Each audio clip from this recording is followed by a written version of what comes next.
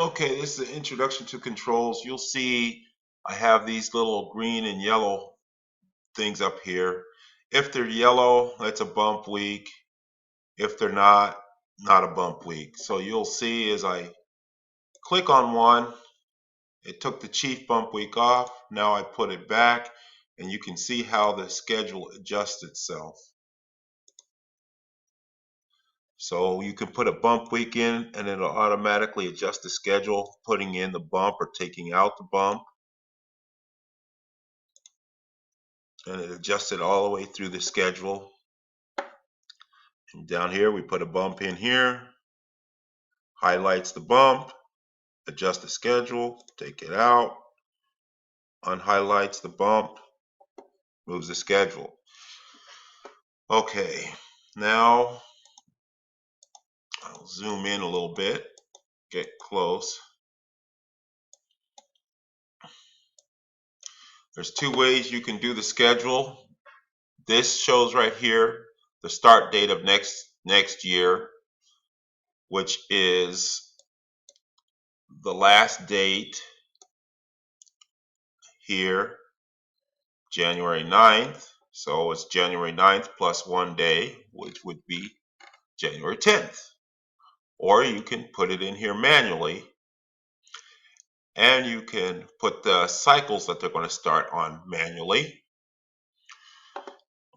And usually the schedule ends with no bump. So right here, there's no bump after this. So it's the same schedule. But if you happen to have a bump,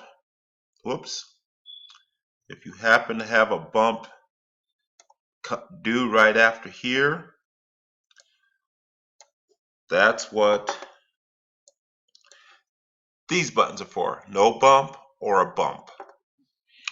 So we're going to say the next start date, and if you see, I'll click this next start date. It'll put it in right here and change all the dates.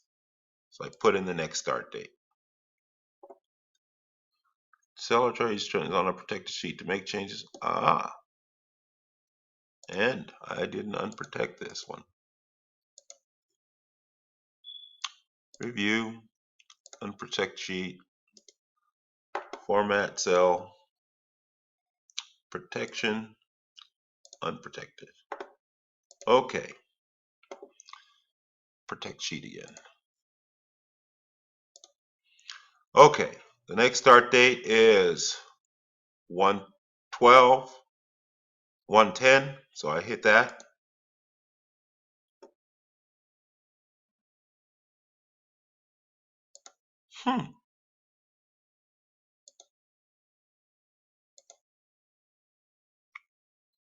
Okay. Start. Here we go. Change it. You'll see that's now the next 10. Next year will be 1/8/217. Now we want to change the cycles here, and there's going to be no bump. We'll put no bump. So that you see the schedule's changed. He stayed the same, adjusted the schedule. We'll go look at the master. Here's where it started on this 1/10. Put it in. We'll check it back here with like dial started on one night. Dial started on one night. And then it figured out the schedule before that and put it in. Usually that was a bump week, so it bumped here and put it back here. So that was the 2 before that. And now you would have to go here and schedule all the next holidays. What are you going to have them work or have them off? And you can see right away how many people are working holidays. And